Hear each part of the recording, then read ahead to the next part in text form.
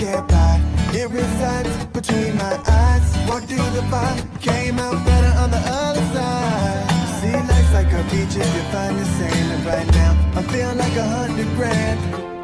You are listening to Inspired Insider with your host, Dr. Jeremy Wise.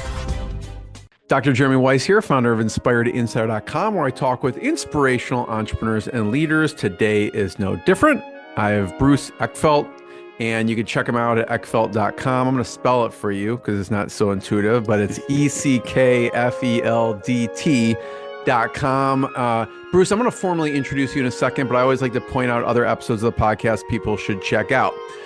Some of my top favorites, actually you've been very active in the EO universe, right? And so Robert Hartline was a great one. He had a chain of, you may know some of these people, actually a chain of cell phone stores that he built up. And he then also has a software called Proof.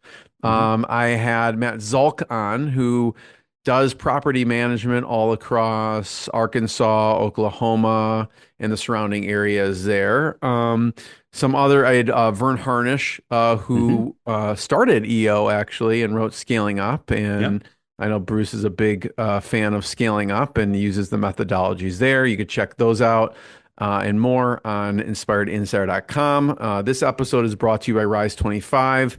At Rise 25, we help businesses give to and connect their dream relationships and partnerships. We do it in two ways. One, we're an easy button for a company to launch and run a podcast. We do the strategy, accountability, the full execution and production. Number two, we're also an easy button for a company's gifting. So we make gifting and staying top of mind to clients, partners, prospects, and even staff from a culture perspective. All you do is give us the list of people. We'll do everything else. Curate the gifts and the box and make sure your logos on everything, etc. Bruce, we call ourselves kind of the magic elves that run in the background to make it stress-free for companies to build amazing relationships. And I've found no better way over the past decade to profile people I admire and share, what they're working on my podcast and send them sweet treats in the mail. So check it out at rise25.com or email us at support@rise25.com. I am super excited to introduce Bruce Eckfeldt. He's a former architect turned successful tech CEO who now coaches founders of high growth companies. Previously, he actually scaled a business onto the Inc. 5,000 list multiple times. Actually, you were on my business partner, John Corcoran's podcast, and you actually had a lengthy discussion about that. It's not easy to do because you need to grow multiple times. And he had a successful exit. And he uses his experience in scaling up, 3HAG, lean agile methodologies to help leaders scale faster and exit bigger with less drama. And big thank you to Jerry Nylands for actually John Corcoran didn't even connect us. Jerry Nylands did of Trades Press Services. So Bruce, thanks for joining me. Yeah, thanks for having me, Jeremy. I appreciate it. I'm going to pull up your site in a second, but just tell people what you do. Yeah. So, today, and that's changed over the years and over time. My primary job is really focusing on founders, working with them on scaling strategies. How do you go from a couple million to a couple $100 million in revenue, and then ultimately, what does your exit look like? Whether it's financial, strategic, or ESOPs, or figuring out that next chapter. One of the things I've certainly learned in my own exit experience, and then, having worked with many founders on this process, is you really kind of need to figure out what's next. And once you kind of figure out what's next, it gives you a lot of insight in terms of then what kind of exit you're going to have. And then we can kind of define what kind of company you're going to scale. So I end up kind of reverse engineering a lot of this, is really kind of having the discussion of what they want to do ultimately. And then how do we create the company that is going to get them there? We'll talk about your exit and previous company in a second, but I know when you're listening to this, the book may be out, it may not be out, or maybe it's coming out soon, because it is coming out soon in our conversation. But you have a different take on exits, and so I don't know if you have a title or working title that we can talk about. So we pointed. If not, you can. We're looking at your website here. You can go to their website. Yeah, it will be on the website, and I'm sure it'll be on there. But talk about your different take on exits. Yeah. So the working title is called Springboard. And it really is kind of this idea of rather than thinking about your exit as an ending, think about your exit as a springboard into the next thing. And so, and really comes from honestly my own experience through my kind of exit, and like I said, many of the exits that I've worked on and founders that I've talked to that have gone through exits. And the fact is I exited at. That's a good question. When did I exit?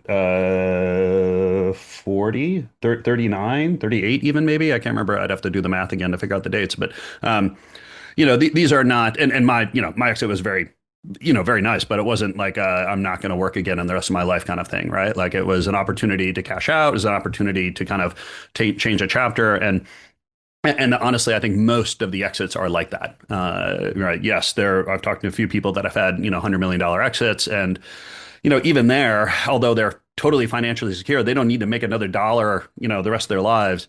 They need to do something, right? The whole idea that you're going to sit on a beach and drink pina coladas is, this idea that works for 2 weeks if you're lucky. And so you really need to have some kind of idea, whether it's because you need to make money or you just want to have, a passion, or you want to have an impact on the world. And so what I've really kind of looked at is, the world of exit literature mostly is around transactions, mostly about valuation, mostly about the deal, very little about the what is next and how does that deal set you up for that strategically. So I end up doing a lot of work with not only thinking about what is the exit that you need, but what are the assets, what's the reputation, what's the network that you need, pre-exit, so that once you have your exit, you're all set up and queued up and ready for the next thing, and not sitting there flat-footed, wondering what to do next, and running into existential crisis, which is not uncommon in those situations. What do you wish you would have known? I'm assuming this is one of those things, because oftentimes we write books for ourselves 10 years, 10 years ago.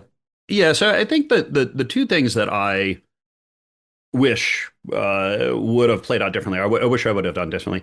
One is kind of understanding why I was even in the company, right? Because I think, a lot of entrepreneurs end up in these companies kind of by happenstance, right? It's a little bit of, I turned left and then this thing happened, and the next thing I know I had a business, right? And so, you kind of lose this sense of purpose, I think, when you just start focusing on the company and why you got to. I was an architect originally. I was not trained as a business person. I did not.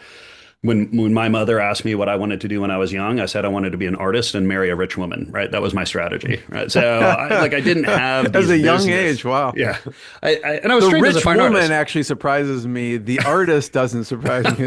Well, so I was passionate, but I was practical. I knew that as an artist I wouldn't make any money. I needed a strategy there. But so I didn't. It wasn't like I had these ambitions or this lifelong yearning to found a company and be a CEO and have this exit.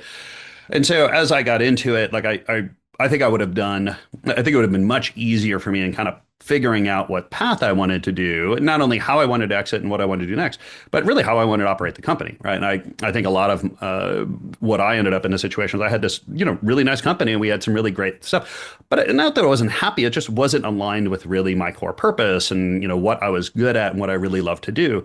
So I think that was number one. Number two is, I think I certainly felt very stuck at the end of the business, in that I didn't feel like I had a whole lot of options. And so when the exit opportunity came up, it was kind of fortuitous and it was kind of a nice deal that landed in the lap. And I was like, I'm just going to take it because I don't know what else is going to happen next. And I think if I would A, understand my purpose better, B, had a little bit more of a plan and had some different options that were really more aligned with what I wanted to do, have a bit of a plan of what I would do next, and then kind of choose an option that would set me up that way. I left my earnout early, right? I had a 3-year earnout. I lasted 9 months, 10 months, maybe. Why is that? Well, it's just once you kind of give up the reins, right? So when it's your company, it's your baby and you're running, you sell it and now it's someone else's company and it's just a job.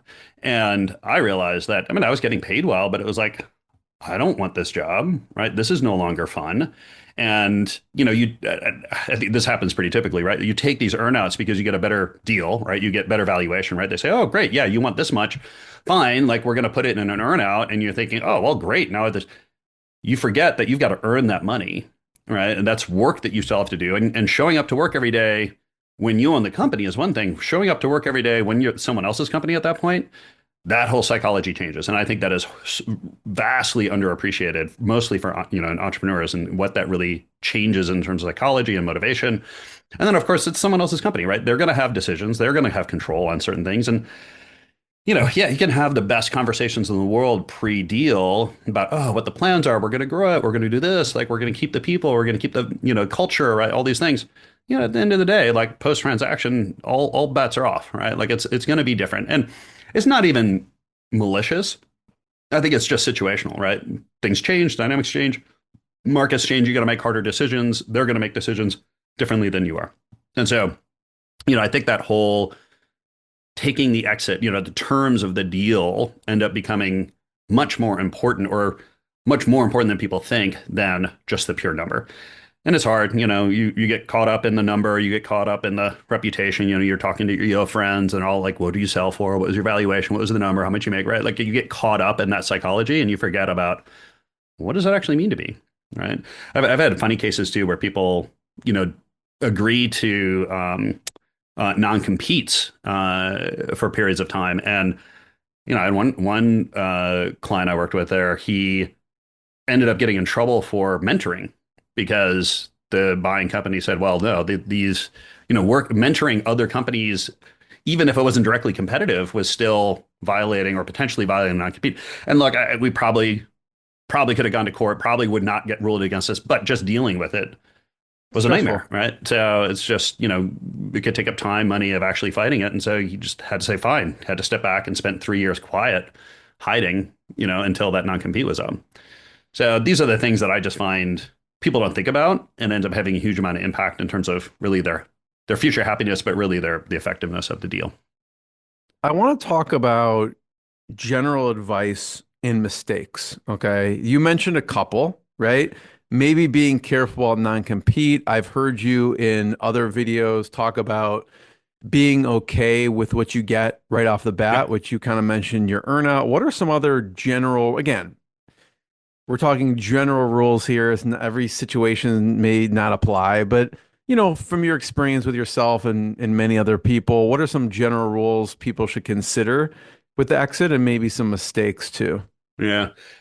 Um, kind of where to start. So I think more conceptual ones and then more practical ones. I think conceptual ones is really be aware of, as best you can, and it's really hard to do this, and that's why you kind of hire other people and get other people involved in the process, is your kind of identity attachment to the business. And you don't realize it till you lose it, but how much you have your own kind of self-worth, your ego, your sense of identity is wrapped up in the business and being the founder and being the CEO of a business. And one of the key things that I end up doing is making sure that we've got a broad social relational network for founders outside of the company. Because I always like, it happens every time. They sell the company and it's like, no one returns their phone calls, right? And all these people that were my friends were really just my colleagues in business. And now, they're either off to other things or they're still in the business. I'm no longer in it. And I've lost all of these social connections because my social world has been entangled with my professional world, particularly my company.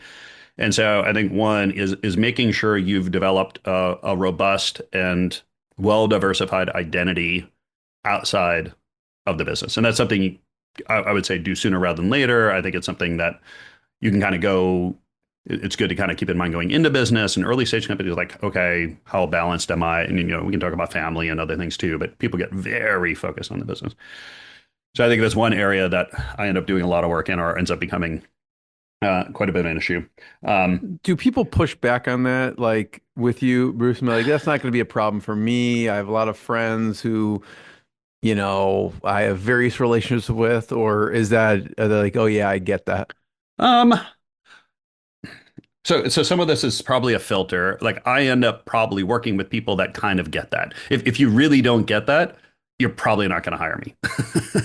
Like, or I'm probably not going to want to work with you, So, now I think I think they're aware of it. They probably realize they're not aware as they probably need to be. And they probably realize that it's still going to be a challenge, right? Like it's something that you need to put some positive pressure behind to make happen, even if you're aware of it, like you have to do something about it. And that takes time and energy and decisions, and you have to make some offsets and stuff. So, um, and it's you always think it's not as bad as it's going to be. It ends up being a lot worse than it is, right? Like I think that's every facet of this is, I think every entrepreneur, every founder goes into this. Oh yeah, I've thought about that. Don't worry, I'm totally prepared for it. And they get to the other side and they're like, oh my God, I was not prepared for this, right? Every interview that I've done on the podcast, not 90% of them. I think that's a big kind of general one. I think the next kind of category, so there's a lot of this kind of personal, emotional kind of connection stuff, which is a bucket. The other bucket is I talk about making your business buyable. So there's valuation, which we can start talking about valuation drivers and things that a buyer is going to look at in terms of like moving that number up or down in terms of what the valuation is or what they're willing to pay for the business. But separately from that, I talk about buyability, meaning you can actually have really good fundamentals and a highly profitable business that has a lot of future growth that should be valued in a certain way at a certain number. But if the business doesn't have the information organized, doesn't have the structures in place, hasn't documented everything, right? It is not set up to be buyable. It's like it's putting a veil in front of the business. And so the buyer, even if beyond the veil, it's this great business, but they can't see through the veil, if that veil is really thick and cloudy, they're going to have to devalue. They're going to have to offset value for that risk, right? Uncertainty, lack of clarity equates to risk for a buyer. And so if I haven't done those things, if I've created a lot of fog around my business and they can't see it, even if it's there, if they can't see it, they're not going to value it, or they're going to offset it with risk. Making it buyable is really important. And that's, like I said, having documents together, having all of your, contracts, having all those things in place, and your data repository, data vaults, right? Having all that stuff together.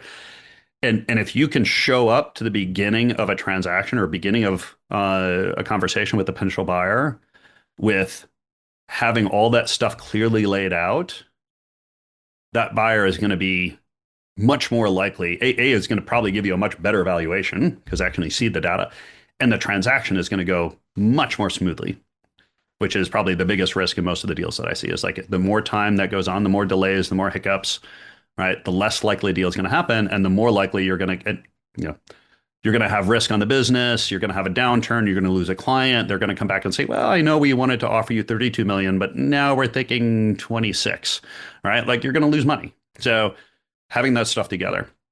The other thing I tend to do, and this is a little bit of a deal strategy thing, a lot of founders, a lot of sellers will, you certainly want to put your best foot forward, but they try to oversell the business. And what happens is that it's only, later in the conversation or in due diligence where, some of the things start coming up. It's like, oh, well, we didn't realize your client concentration was quite this big, or, okay, yeah, we look like, we're missing some of these documents, or we didn't see that, 3 years ago we had this lawsuit that, was resolved, but right, maybe there's some liabilities around it or something, or, there's going to be things. Every business has skeletons. I've written articles on this. My suggestion, my strategy on this stuff is put all the skeletons in the closet up front.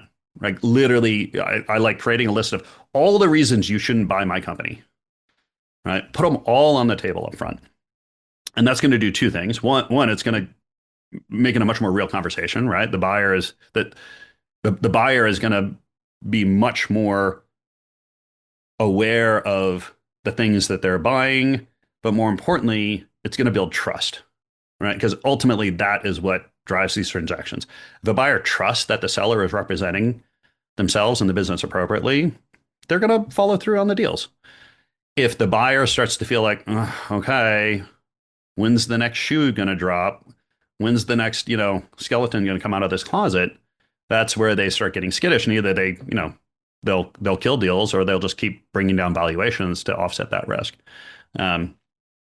And so some of the best transactions that I've seen that I've been involved in had that almost like unselling the buyer in the beginning, and then the buyer's just sucking up. They're like, okay, great, right? Like, okay, let's solve. I can solve all these things.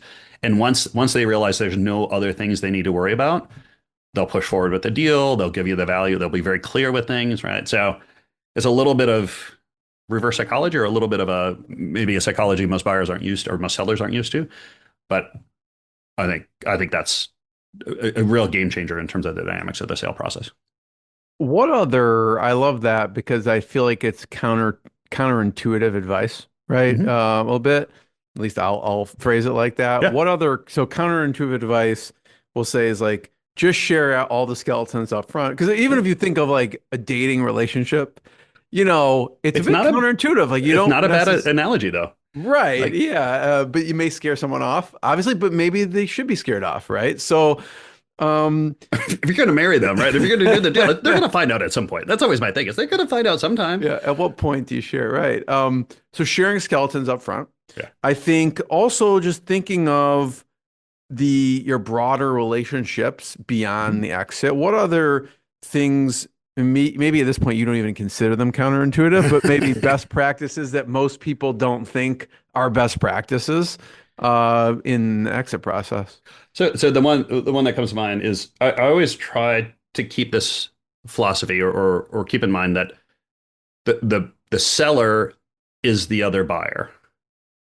So like even if you're in an unsolicited offer, meaning there's no other offers on the table, right? And ideally we want to be in a situation where we've got, 3 or 4 offers, right? We can competitively bid this. It's a little bit of an auction, right? Like if one isn't working out, you can go to the second one, right? You've got some choices. What's hard in these unsolicited or single buyer situations, it's, people feel like, okay, well, I kind of have to take it, or I kind of like there's no other option here. And the philosophy I like to put in place is like you are always the other buyer, right? So you can buy your business from yourself, right? And I like to think about like, okay, what terms would you buy your business for? And if the other buyer, if the unsolicited offer is better than the terms that you would buy your business for, take the unsolicited offer. But if not, buy the business, basically keep it, right? And the challenge is a lot of founders aren't prepared to do that, right? They're selling the business because they just want out, or they're exhausted, or like, and so what I always say is let's deal with those things first before we try to do a transaction, because we need to keep this in a situation where you'd be willing to buy your business if the other offer is not good enough. And so it both changes all the prep work, right? It really kind of digs into, okay, motivation. Why are we selling? Like, what are the things we can do to offset this, right? Like, how do we not get in a situation where we're in a forced sale? But it also then allows them to go into this negotiations with confidence. It's like, okay, buyer, right? Like, what are these terms? I don't like that earnout, right?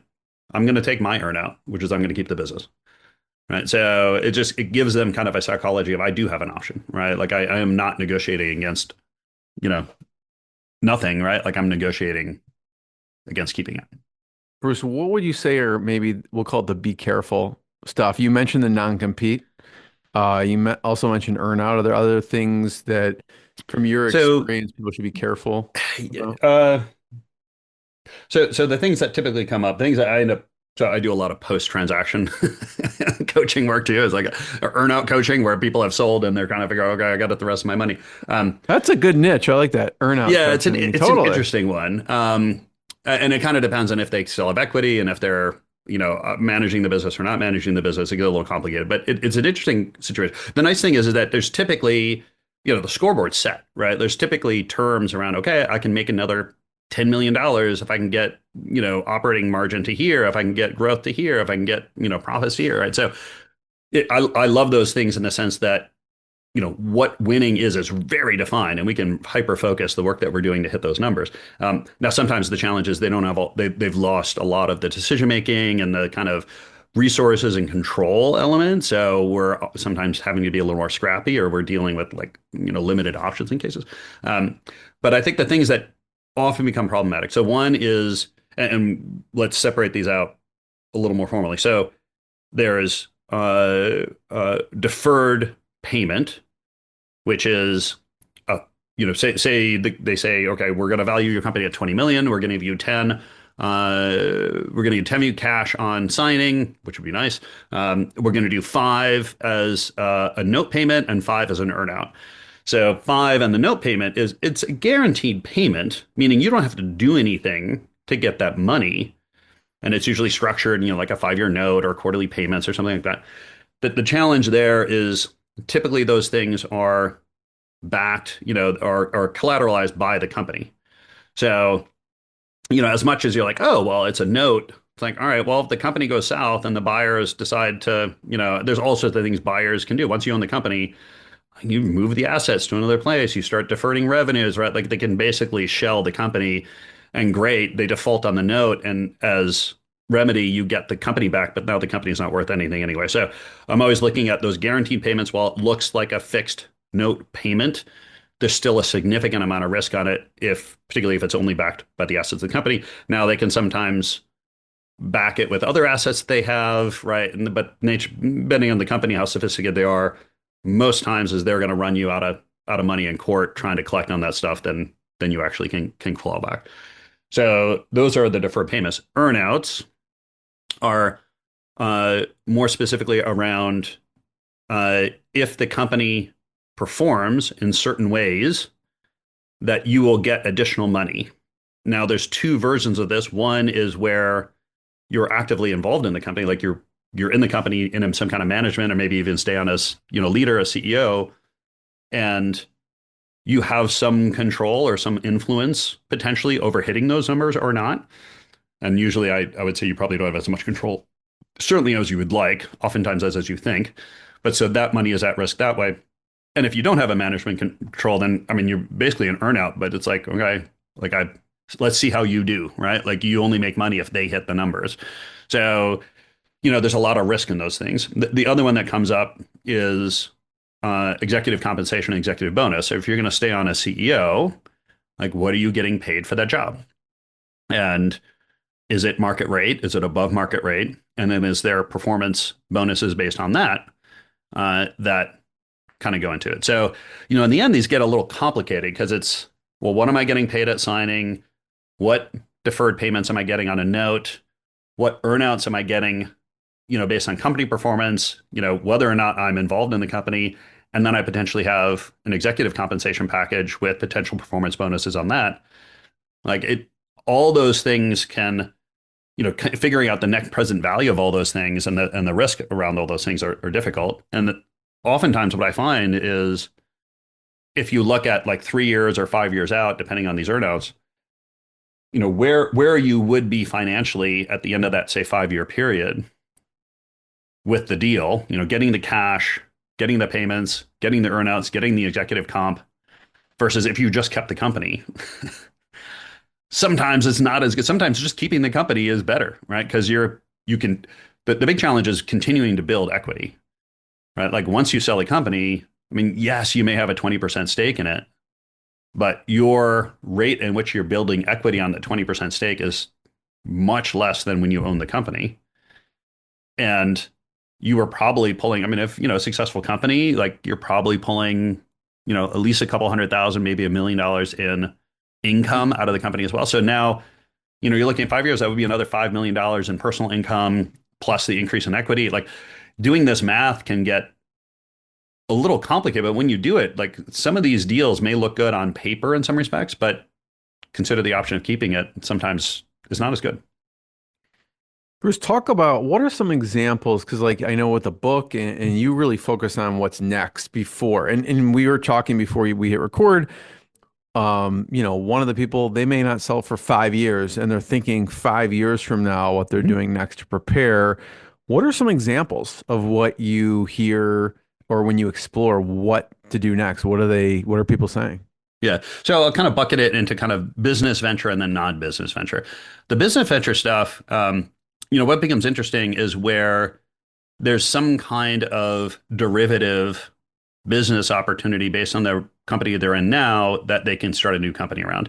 So, if they're a product company, they see an opportunity to do some ancillary services or something, or there's an adjacent industry we can take the product to. And so those become interesting because we're actually looking for um, either developing outside assets. So it could be relationships, it could be IP and things like that. You may say, okay, look, let's take this other application, put it into a separate entity, and you can nurture that pre-exit and get that cleaved off and owned and outside of the current company so that when you sell that thing, you're not selling this asset that you can take somewhere else. In some cases, we're identifying those assets inside the company, and part of the deal that you're putting on the table with the buyer is like, hey, either I want a license to be able to use this in a non-competitive way, or I'm cleaving this off. I'm not selling this thing. So I worked with a packaging company for a while, and they worked in a very particular industry, but there was some underlying IP associated with some of these packaging technologies that could be applied to many other industries. So a lot of what we were doing in terms of setting up these potential deals was selling the use of these package technologies in this particular industry, but keeping the rights to be able to go to other industries. Because this person, she wanted to go off and she had lots of ideas of where else she wanted to take this. Like she wanted to get out of this industry. She ran that race.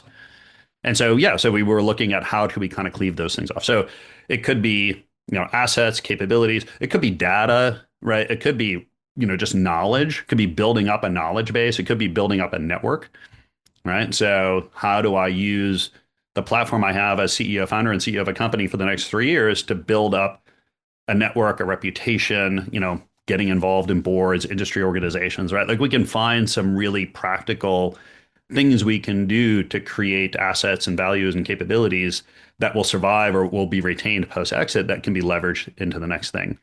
And then obviously we want to look at the deal terms themselves, and we may be willing to take a valuation that's 20% lower if we don't have an earnout, or if we have a 1-year earnout, right? Or if we only have a 1-year non-compete rather than a 3-year non-compete, because we know that it's worth it, right? Like we may give up $5 million on a valuation, but if we know that we can jumpstart a new business that could be worth another 10, 20, $30 million in a couple of years, fine, right? Particularly if it gives the founder something to do, right? Like, sometimes it's just a matter of, I want to plan, like I want to work. I don't want to actually sit on the beach for a year, 2 years, 3 years.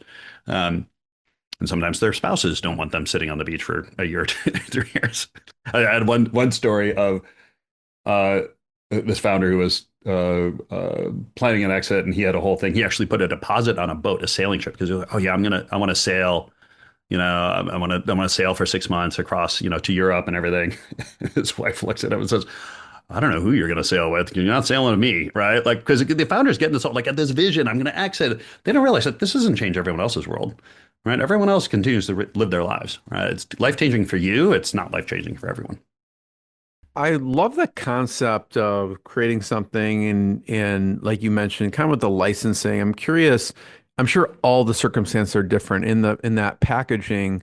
Were they expecting, okay, they would pay the company for the license and then they'd be able to license it to others? Or they go, I want to maintain a license to non-competitive industries. How do they work it out so like the main company is not threatened by it, but The buyer? yeah, the buyer. Yeah, exactly. So, I mean, some of this is the Like, nature of this what is such the a asset. cool technology. Like, I guess it's as soon as someone says, well, we're going to use that for this, the other thing, like, well, maybe we should be using it for this other, right? You're planning the idea, but I'm curious, how does it get executed a little bit in that circumstance, or what's the expectation of the seller and buyer? Um, well, it all kind of depends, but I think there's two flavors of this. One is we've thought about this years in advance. So like we're 5 years away from an exit. We see this opportunity, and we actually, upfront set up the other entity, transfer the assets over there, right? Like it's not part of the business, and that's licensed back to this other company, and like so it's structurally it's just not part of the company to begin with. Now, when you go to sell it, any smart buyer is going to look at, well, what are you licensing and who owns those licenses? So what are they going to do with it? And a smart buyer might make sure that there are some restrictive covenants, around what the other company that's licensing can do it, or they may just reduce the valuation. They may just say, okay, well, you only have a license to this, and it's a core part of the business. So, there's a risk here. So we're not going to pay you 50 million, we're going to pay you 30 million because we're going to have to either rebuild it or we're going to have to offset that risk, somehow. Um, so there's kind of option A, which is you do it upfront, you do it well in advance, and it's more of structurally you've already pulled it out. The plan B is okay. It's in part of the company, and as part of the deal, as a term of the sale, is you're asking for rights to be able to use it in some kind of non-competitive way, or in some way, and everyone has to define what competitive or non-competitive for what period of time, right? Or maybe you royalty it back, right? Say, look, I want to go off and do this. I mean, I've seen one or two cases where founders have done that, and then they sell that company back to the parent company, right? So it's like, hey, buy my main company, and I see an opportunity to kind of use this in a new way. Let me go out and spend a couple of years building that, and then I'll sell you that business too, right? So it's I think the trick here is what is it you want to do? Like, where do you want to create value? What are the resources and assets that you would need to use that value?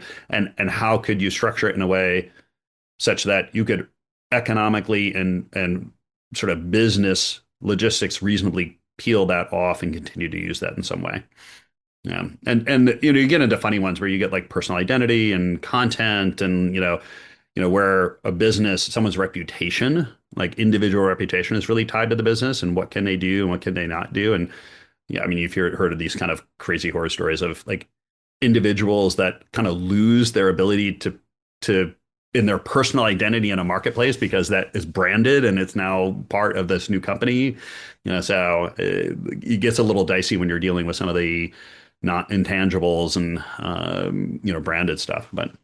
Are Yeah, there so it any really depends on what other it is. do next things? Like that's one example. You could say kind of thinking 5 years from now, 5 years from now, peeling something off, license, that someone can do separately. Any other interesting stories on how people start to think around? Because I know you work closely with people Yeah. on this.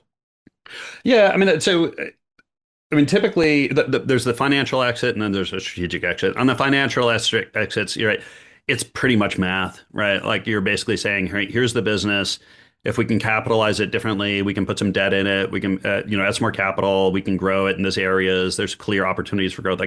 And there's usually some kind of time frame, like 3 to 5, maybe 7 years on the outside that you're going to sell it again. And private equity, usually is playing these games. It's where I'm just going to juice the current business, make a bunch of money, flip it, and sell it to somebody else, and turn things around.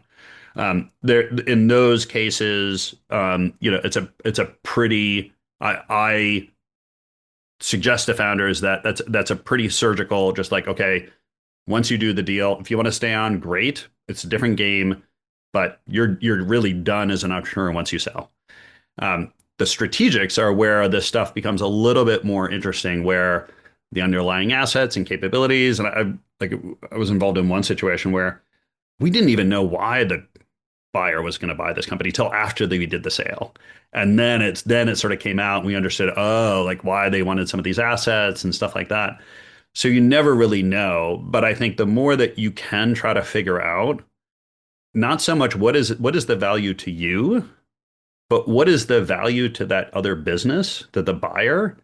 And that's how you need to kind of structure the deal and structure the conversations and structure the valuation and kind of the deal structure, right? Because it depends on what they're going to do with it. It might be your clients, right? Like they've got some product, maybe you're making $50 million a year selling to, these 50 important clients. Well, if they've got some other product, they can make $200 million a year selling to it. I mean, they just want your clients. And oftentimes they'll come in, buy the company, they get rid of all your people, right? Like, because we just want the client list. Maybe we want some underlying technology. Maybe we want, maybe it's access to a market, maybe it's access to a geography, maybe it's a certification or, some kind of license that you have or ability to operate in a certain place, geographic expansion.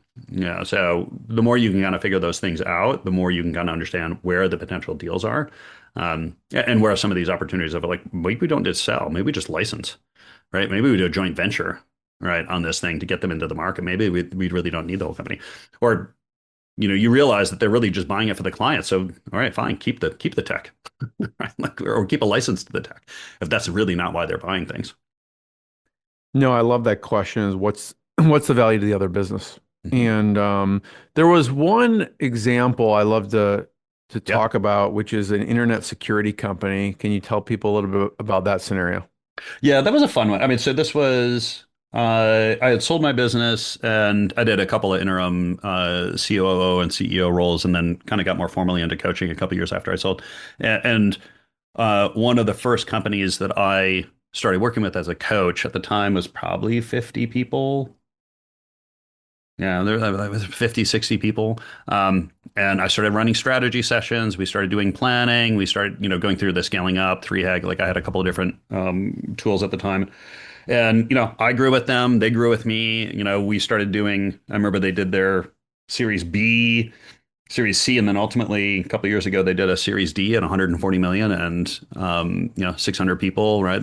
They're on the path to go public, major backers. I'm like, and it was just fun to kind of parallel my own growth as a coach and their growth as a company as I kind of started with my kind of $5 to $10 million companies and started working with the 20 to 30 million and the 50 to 60 and 100 200 million. Like, as on one hand, as my coaching practice evolved and I saw kind of the different needs and the challenges and what I need to do as a coach, and then also like what didn't change, right?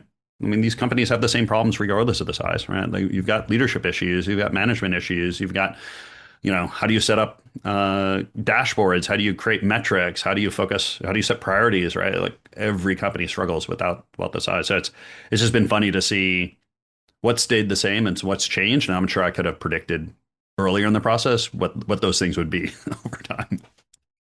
What are some of the things that didn't change? You mentioned a few, like leadership issues. What else I you would say, I felt would with say, the growth? communication, alignment, right? Like, just getting clear on who's doing what, right? Accountability, right? All those things. Like, it just keeps becoming an issue. I think it goes back to the, growing a company is not purely additive. It's not just about like, I need to add and add and add. I need to kind of add more skills. I need to add more capabilities. It's, as much as it's additive, it's actually reductive too. Like, I need to undo a lot of strategies, techniques, processes, styles, things that I do as leaders, right? I talk a lot about unteaching leaders things as much as I'm trying to teach leaders, and getting them to realize that, that is the Goldsmith book, What Got You Here Won't Get You There, right? Like, the things that actually were incredibly successful for them up to a certain point now become like obstacles, and get in the way of getting into the next level. So I think the interpersonal, the leadership style things, I think actually in some respects the bigger the company is, the simpler the strategy needs to be, because you've got to communicate it out to more and more people. And I think in the beginning, when I was doing 10 20 $30 million company strategy work, we could be pretty sophisticated. We could have these really kind of interesting angles. And, because we're only trying to align like 100 people, 150 people, you can communicate those out things pretty well. But as you get up to 500 people, 1,000 people, like, your strategy's got to be super simple. It's like, here are the three things we do to win, right? Here's who we focus on, right? Here are the core processes, right? Like, the more we keep that really simple, it's got to be good, but it's got to be simple and clearly communicate it. I think that's been probably the biggest challenge I've run into with the bigger companies. What have you seen with mistakes with communication that people are making? My favorite line is the challenge with the communication is the illusion that it's occurred. And I think a lot of, particularly, I don't know, I just find this with CEOs a lot, and founder CEOs, is like I told them to do this. I'm like, okay, well, how and how many times, and were they listening, and what was the context, right? And what else was going on? What else did you tell them at the same time, right? It's like, oh, well, yeah, we mentioned it in this meeting with 6 other things, and 3 other people were talking to them, and I also was telling them how upset I was about this other issue. Like, oh, okay, you've got to communicate it. I generally say, you tell them 6 times clearly, in a way that they've responded accurately, and now we can talk about what their challenge is. But until then, we got to talk about what are you going to do differently to communicate better. Thank you. I appreciate that. There was another person, we're talking about, people raising 140 million. One person just said their outcome, which is success, was I'm happy to come to work again. Yeah. No, I love this. It was pretty recently. Yeah, it was in a nice business, 60, $70 million business. And, founder CEO, and she came to me not out of desperation, but a little bit of like, I don't know exactly what to do next because I'm really frustrated. She had to kind of clean house on her team. And it was like, I get it, right? Like these challenges come in waves and it can get pretty disheartening.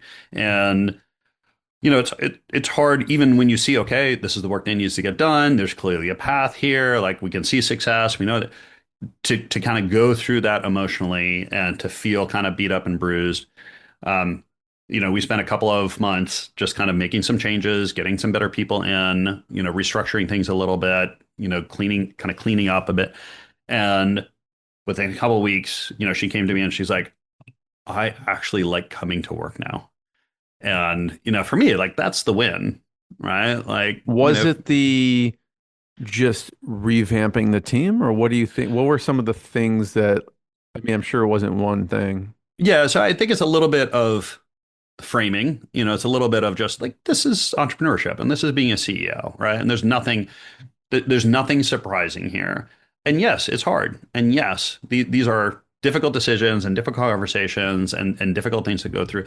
And I think it comes down to kind of reframing it and then plotting a path, right? Like once you kind of see, it's like, okay, like I know I want to get to the top of this mountain, but if I don't have any idea of how I'm going to get there, like it just feels impossible. Versus if I kind of see like, oh, I see, we're going to go up the west side and we're going to do this ridge and then we're going to hook around and then we're going to come up the backside to the summit. And like, oh, okay, yeah, that's still hard, right? Like there's some super challenging, but at least I have a path. Like at least I see a way. And so a lot of what I end up doing is just plotting paths, right? Like how do we get to that goal? How do we define that goal? Figure out which summit you're trying to climb, and then at least have a sense of, okay, I think we can do it this way. Here's our first base camp. Let's get there, and then we'll kind of sort things out. Like progress, being able to make progress just starts creating some motivation. It's like, okay, I can do this. Like this is not, it's kind of there's a psychological term of learned helplessness, right? The whole study with dogs and being shocked and all sorts of things that would be inhumane today. But like if you don't feel like there's hope, like you won't respond, right? You will just sit there. So Yeah, it's a lot of work, I guess, to not only define these things, but then put the plan into action. mhm. Um, I'd love to hear just briefly about I mean, your previous company. Whenever I watch other videos or like this guy worked with some of like the pioneers of agile. So talk about your previous company and some of the things that helped you grow. Because I mean, going multiple times on in the ink list, you have to I don't know, double every year or something Yeah. like that. So talk about your early company. Yeah, so I'll even go before that. I mean, as you mentioned, I was an architect originally, right? So I was, like building architect, like glass and bricks and mortar things, not computer architect. But I got into interactive media. I was doing a lot of computer modeling and stuff. Got into interactive media in the New York area and had, was part of a big roll up. So we were a 50-person company, got bought by a European agency. We immediately became 1,800 people. And I was running around Europe on projects. It was a lot of fun. And had the opportunity to work with a gentleman named Ivar Jakobsen, who is what they in the development world in the 80s, something called object-oriented programming, and there's something called the Three Amigos. He was one of the three people who really pioneered a really different way of thinking about software development or software or programming software, architecting software. And he's turned me on to something originally it was called extreme programming. I had a chance to work with them and kind of got me hooked on the whole, like, how do we actually develop software products? And so I got deep into extreme programming and iterative agile was the early kind of versions of lean agile software development.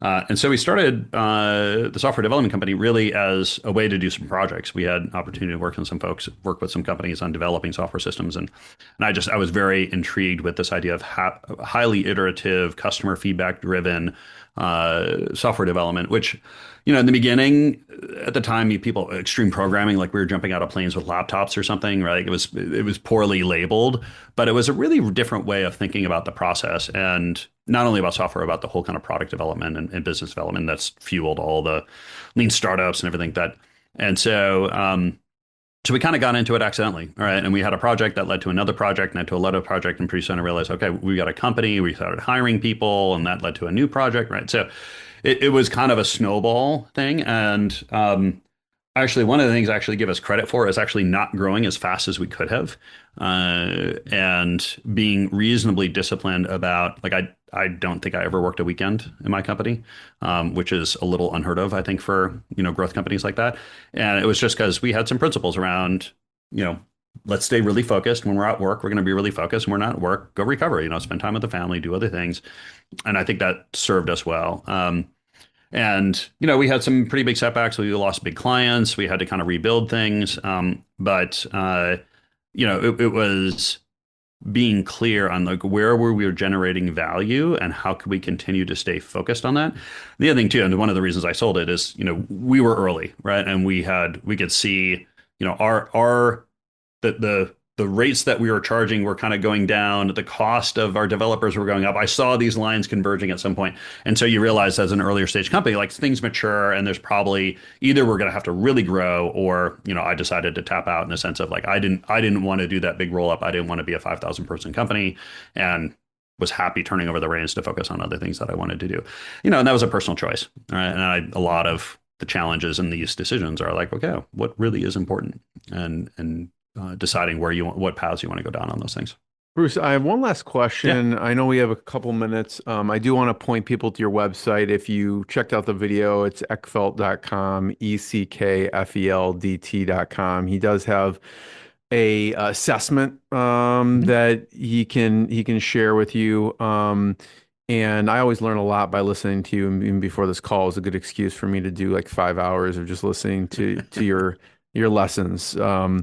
I'd love to hear some of your favorite books, resources over the years. I know Scaling Up is one of them. Any others that people should definitely check out? Yeah. So, and to nod to Vern, I'll mention Vern here, and Scaling Up. It was certainly influential in my business, and obviously it's been a core part of my coaching. Shannon Susko, who wrote 3HAG, Metronomics. I'm also certified in that framework.